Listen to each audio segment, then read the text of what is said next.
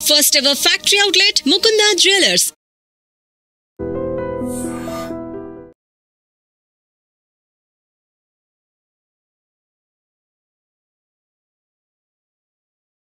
మీ బట్టలకి సాఫ్టింగ్ ప్రొటెక్షన్ ఇచ్చే సరైన ప్రొడక్ట్ ఎలిమ్ ఫ్యాబ్రిక్ కండిషనర్.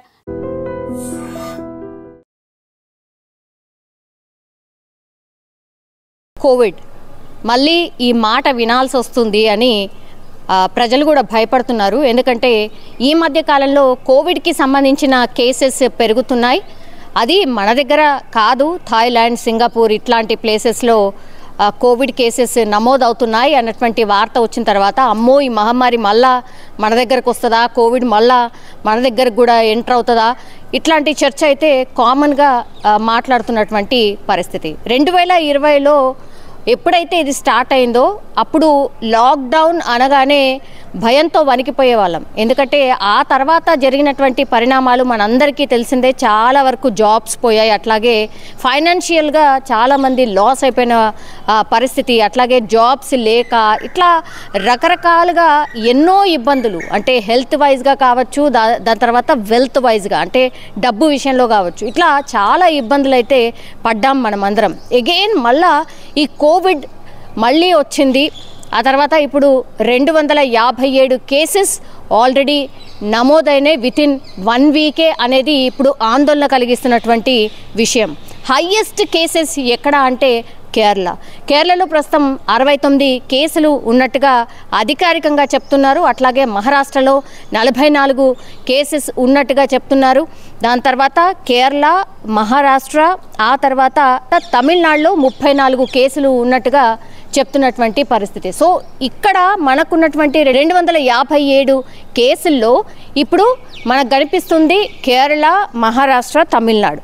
సో మనం చూడండి, ఈ సౌత్ జోన్లోనే ఎక్కువ కేసెస్ నమోదవుతున్నాయి. అంటే నార్త్ వైపు లేదా మరి కోవిడ్ ఎఫెక్ట్ లేదా అని అంటే డెఫినెట్లీ ఉంటుంది. కానీ అక్కడ టెస్టులు కావచ్చు, లేకపోతే అక్కడ ఉన్నటువంటి వ్యవస్థ కావచ్చు కోవిడ్ మీద అంత సీరియస్ తీసుకోవట్లేదేమో. కానీ ఇక్కడ ఎప్పుడైతే ఈ సిమ్టమ్స్ ఉన్నాయో అప్పుడు వెళ్ళి కోవిడ్కి సంబంధించిన టెస్టులు చేయించుకుంటున్నారు కాబట్టి బయటపడుతున్నాయి. అండ్ మనకు తెలుసు వర్షం లేకపోతే చలి, ఇవి రెండు కూడా కోవిడ్ స్ప్రెడ్ కావడానికి రీజన్స్ అని చాలా టైమ్స్ చెప్పినటువంటి పరిస్థితుల్లో ఇప్పుడు మొన్న ఒక 2-3 రోజుల నుంచి కూడా వర్షాలు కంటిన్యూషన్గా పడుతున్నటువంటి పరిస్థితి.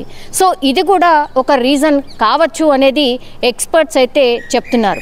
అగైన్ కోవిడ్కి సంబంధించిన కేసెస్ పెరగడానికి ఇంకో రీజన్ ఏంటంటే వెదర్ ఒక్కటే కాదు, ఆ తర్వాత మిగతా దేశాలు, ఇప్పుడు థాయిలాండ్ కావచ్చు, చైనా కావచ్చు, లేకపోతే సింగపూర్ కావచ్చు, అక్కడి నుంచి ట్రావెలింగ్ ఉంది. అంటే అక్కడి నుంచి ఇటువైపు వస్తున్నారు కాబట్టి వాళ్ళు కూడా వన్ ఆఫ్ ది రీజన్ ఈ స్ప్రెడ్ కావడానికి. సో ఎక్కడ కూడా మనం ట్రావెల్ని బ్యాన్ చేయలేదు, అక్కడ వాళ్ళు ఇక్కడికి వస్తున్నారు, ఇక్కడ వాళ్ళు అక్కడికి వెళ్తున్నారు. కాబట్టి ఈ స్ప్రెడ్డింగ్ అనేది ఆపాలి అని అంటే ఎప్పుడైతే ఒక దేశంలో కోవిడ్కి సంబంధించిన ఇన్ఫెక్షన్ స్ప్రెడ్ అయింది అనే వార్త వచ్చిన తర్వాత ట్రావెల్ బ్యాన్ చేయడమో, అక్కడి వాళ్ళు ఇక్కడ రాకపోవడమో చూసుకోవాలి. కానీ ఆ వ్యవస్థ లేదు కాబట్టి స్ప్రెడ్డింగ్ అనేది డెఫినెట్లీ ఉంటుంది.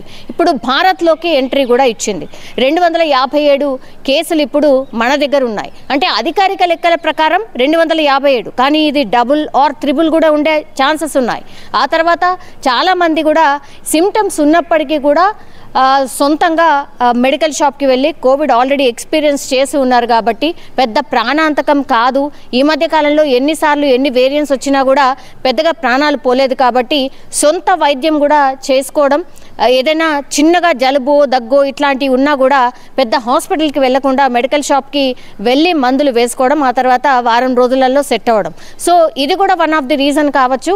ఇంత పెద్ద ఎత్తున కేసెస్ నమోదు కాకపోవడానికి రీజన్ కూడా ఎందుకే మనకు చూడొచ్చు. ఇప్పుడు వెదర్ చేంజ్ ఉంది కాబట్టి చాలా మందికి ఈ జలుబు, జ్వరం ఇవన్నీ కూడా కామన్గా మారిపోయాయి. సో కామన్గా వైరస్ అనుకొని, వైరల్ ఫీవర్స్ అనుకొని ఆ వైరల్ ఫీవర్స్కి సంబంధించిన మందులు కొనుక్కొని వాడేస్తున్నారు. కొంతమంది మరీ సివియర్ ఉంటే డాక్టర్స్ దగ్గరికి వెళ్తున్నారు. కానీ ఇప్పటికీ కూడా ఎవరికి కూడా సజెస్ట్ చేయట్లేదు ఏంటి COVID-19 టెస్ట్ చేయించుకోమని. ఎవరైనా చెప్పినా కూడా మరీ కాన్షియస్ ఉన్న వాళ్ళు వెళ్ళి చేయించుకుంటున్నారు తప్పించి మిగతా వాళ్ళు మాత్రం మందులు వేసుకొని తగ్గించుకుంటున్నటువంటి పరిస్థితి అయితే కనిపిస్తోంది. కానీ ఇక్కడ మన దగ్గర ఎప్పుడైతే COVID-19 ఎంటర్ అయిందో పెద్దగా ప్రజలు కూడా ఏం రియాక్ట్ కావట్లేదు. కానీ ఒక్కసారి మన దేశంలో ఒక 2 మరణించారు అన్నటువంటి వార్త వచ్చిన తర్వాత మాత్రం చాలామంది భయపడిపోతున్నారు. మళ్ళీ ఏంటి ఈ డెల్టా వేరియంట్ లాగా ఏమన్నా ఈ వేరియంట్ కూడా అతి డేంజరస్ వేరియంటా ఏంటి అనేది కూడా పెద్ద ఎత్తున చర్చ అయితే స్టార్ట్ అయింది.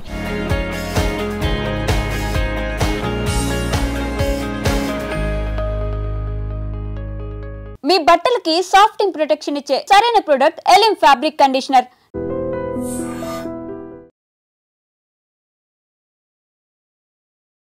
కోవిడ్ మళ్ళీ ఈ మాట వినాల్సి వస్తుంది అని ప్రజలు కూడా భయపడుతున్నారు. ఎందుకంటే ఈ మధ్య కాలంలో కోవిడ్కి సంబంధించిన కేసెస్ పెరుగుతున్నాయి.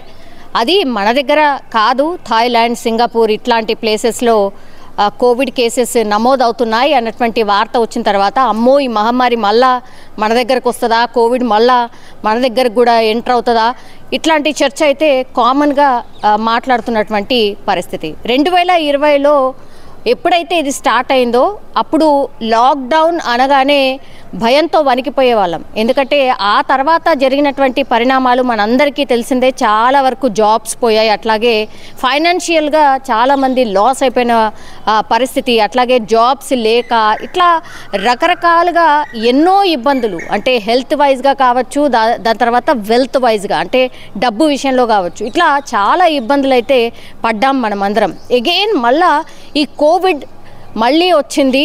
ఆ తర్వాత ఇప్పుడు 257 కేసెస్ ఆల్రెడీ నమోదైనాయి వితిన్ 1 వీకే అనేది ఇప్పుడు ఆందోళన కలిగిస్తున్నటువంటి విషయం. హైయెస్ట్ కేసెస్ ఎక్కడ అంటే కేరళలో ప్రస్తుతం 69 కేసులు ఉన్నట్టుగా అధికారికంగా చెప్తున్నారు. అట్లాగే మహారాష్ట్రలో 44 కేసెస్ ఉన్నట్టుగా చెప్తున్నారు.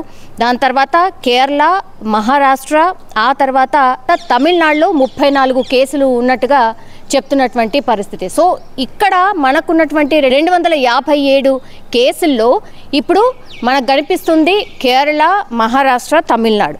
సో మనం చూడండి ఈ సౌత్ జోన్లోనే ఎక్కువగా కేసెస్ నమోదవుతున్నాయి. అంటే నార్త్ వైపు లేదా మరి కోవిడ్ ఎఫెక్ట్ లేదా అని అంటే డెఫినెట్లీ ఉండే ఉంటుంది. కానీ అక్కడ టెస్టులు కావచ్చు, లేకపోతే అక్కడ ఉన్నటువంటి వ్యవస్థ కావచ్చు కోవిడ్ మీద అంత సీరియస్ తీసుకోవట్లేదేమో. కానీ ఇక్కడ ఎప్పుడైతే ఈ సిమ్టమ్స్ ఉన్నాయో అప్పుడు వెళ్ళి కోవిడ్కి సంబంధించిన టెస్టులు చేయించుకుంటున్నారు కాబట్టి బయటపడుతున్నాయి. అండ్ మనకు తెలుసు వర్షం లేకపోతే చలి, ఇవి రెండు కూడా కోవిడ్ స్ప్రెడ్ కావడానికి రీజన్స్ అని చాలా టైమ్స్ చెప్పినటువంటి పరిస్థితుల్లో ఇప్పుడు మొన్న ఒక 2-3 రోజుల నుంచి కూడా వర్షాలు కంటిన్యూషన్గా పడుతున్నటువంటి పరిస్థితి. సో ఇది కూడా ఒక రీజన్ కావచ్చు అనేది ఎక్స్పర్ట్స్ అయితే చెప్తున్నారు. అగైన్ కోవిడ్కి సంబంధించిన కేసెస్ పెరగడానికి ఇంకో రీజన్ ఏంటంటే వెదర్ ఒక్కటే కాదు, ఆ తర్వాత మిగతా దేశాలు ఇప్పుడు థాయిలాండ్ కావచ్చు, చైనా కావచ్చు, లేకపోతే సింగపూర్ కావచ్చు, అక్కడి నుంచి ట్రావెలింగ్ ఉంది. అంటే అక్కడి నుంచి ఇటువైపు వస్తున్నారు కాబట్టి వాళ్ళు కూడా వన్ ఆఫ్ ది రీజన్ ఈ స్ప్రెడ్ కావడానికి. సో ఎక్కడ కూడా మనం ట్రావెల్ని బ్యాన్ చేయలేదు, అక్కడ వాళ్ళు ఇక్కడికి వస్తున్నారు, ఇక్కడ వాళ్ళు అక్కడికి వెళ్తున్నారు. కాబట్టి ఈ స్ప్రెడ్డింగ్ అనేది ఆపాలి అని అంటే ఎప్పుడైతే ఒక దేశంలో కోవిడ్కి సంబంధించిన ఇన్ఫెక్షన్ స్ప్రెడ్ అయింది అనే వార్త వచ్చిన తర్వాత ట్రావెల్ బ్యాన్ చేయడమో, అక్కడి వాళ్ళు ఇక్కడ రాకపోవడమో చూసుకోవాలి. కానీ ఆ వ్యవస్థ లేదు కాబట్టి స్ప్రెడ్డింగ్ అనేది డెఫినెట్లీ ఉంటుంది. ఇప్పుడు భారత్లోకి ఎంట్రీ కూడా ఇచ్చింది. 257 కేసులు ఇప్పుడు మన దగ్గర ఉన్నాయి. అంటే అధికారిక లెక్కల ప్రకారం 257, కానీ ఇది డబుల్ ఆర్ త్రిబుల్ కూడా ఉండే ఛాన్సెస్ ఉన్నాయి. ఆ తర్వాత చాలామంది కూడా సిమ్టమ్స్ ఉన్నప్పటికీ కూడా సొంతంగా మెడికల్ షాప్కి వెళ్ళి కోవిడ్ ఆల్రెడీ ఎక్స్పీరియన్స్ చేసి ఉన్నారు కాబట్టి పెద్ద ప్రాణాంతకం కాదు. ఈ మధ్య కాలంలో ఎన్నిసార్లు ఎన్ని వేరియంట్స్ వచ్చినా కూడా పెద్దగా ప్రాణాలు పోలేదు కాబట్టి సొంత వైద్యం కూడా చేసుకోవడం, ఏదైనా చిన్నగా జలుబు దగ్గు ఇట్లాంటివి ఉన్నా కూడా పెద్ద హాస్పిటల్కి వెళ్లకుండా మెడికల్ షాప్కి వెళ్ళి మందులు వేసుకోవడం, ఆ తర్వాత వారం రోజులలో సెట్ అవ్వడం. సో ఇది కూడా వన్ ఆఫ్ ది రీజన్ కావచ్చు. ఇంత పెద్ద ఎత్తున కేసెస్ నమోదు కాకపోవడానికి రీజన్ కూడా ఎందుకే మనకు చూడొచ్చు. ఇప్పుడు వెదర్ చేంజ్ ఉంది కాబట్టి చాలా మందికి ఈ జలుబు జ్వరం ఇవన్నీ కూడా కామన్గా మారిపోయాయి. సో కామన్గా వైరస్ అనుకొని వైరల్ ఫీవర్స్ అనుకొని ఆ వైరల్ ఫీవర్స్కి సంబంధించిన మందులు కొనుక్కొని వాడేస్తున్నారు. కొంతమంది మరీ సివియర్ ఉంటే డాక్టర్స్ దగ్గరికి వెళ్తున్నారు. కానీ ఇప్పటికీ కూడా ఎవరికి కూడా సజెస్ట్ చేయట్లేదు ఏంటి COVID-19 టెస్ట్ చేయించుకోమని. ఎవరైనా చెప్పినా కూడా మరీ కాన్షియస్ ఉన్న వాళ్ళు వెళ్ళి చేయించుకుంటున్నారు తప్పించి మిగతా వాళ్ళు మాత్రం మందులు వేసుకొని తగ్గించుకుంటున్నటువంటి పరిస్థితి అయితే కనిపిస్తోంది. కానీ ఇక్కడ మన దగ్గర ఎప్పుడైతే COVID-19 ఎంటర్ అయిందో పెద్దగా ప్రజలు కూడా ఏం రియాక్ట్ కావట్లేదు. కానీ ఒక్కసారి మన దేశంలో ఒక 2 మరణించారు అన్నటువంటి వార్త వచ్చిన తర్వాత మాత్రం చాలామంది భయపడిపోతున్నారు. మళ్ళీ ఏంటి ఈ డెల్టా వేరియంట్ లాగా ఏమన్నా ఈ వేరియంట్ కూడా అతి డేంజరస్ వేరియంటా ఏంటి అనేది కూడా పెద్ద ఎత్తున చర్చ అయితే స్టార్ట్ అయింది.